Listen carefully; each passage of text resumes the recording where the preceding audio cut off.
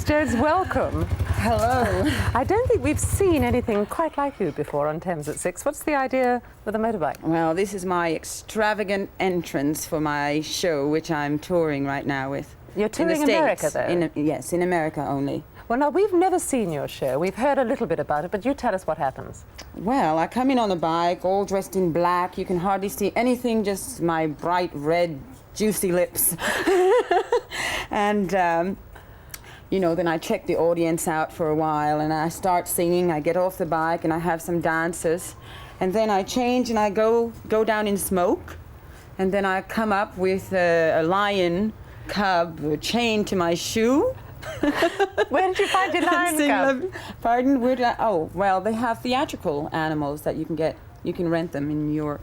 And I chose to have a lion. I like cats, I guess. And you sing what? And then, well, I start out with That's the Trouble. Then I go into La Vie en Rose. This is when I go down in the smoke and come out again. And after that, I go into Sorry.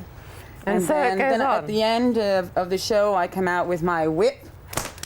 And I say, I need a man. Do you take any of this seriously at all? Oh, it's very serious for me. It's very dramatic, and it's very fresh, it's very exciting, it's really new, and it's me.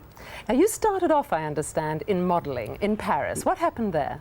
Well, I started out with an agency, Elite, of course, which was the biggest, and then he told me he had many times black models, and they just didn't work, you know, and he didn't think I was going to work. So I just gave him 3 days to get me some work, and when he didn't, I left. And I went to Europlanning, and in the first week I was working for Playboy. I became a cover girl within 3 months. Did anybody, I mean, you've got your own very special look, there's no doubt about that. Did anybody ever try to change you, try to change your look? Well, of course. When I first started modeling, they did a before and after makeup job on me for a beauty spread. And I tell you, the before was better than the after. I mean, they got me in chignons and just awful color makeup, and it was just awful. My before was much more creative.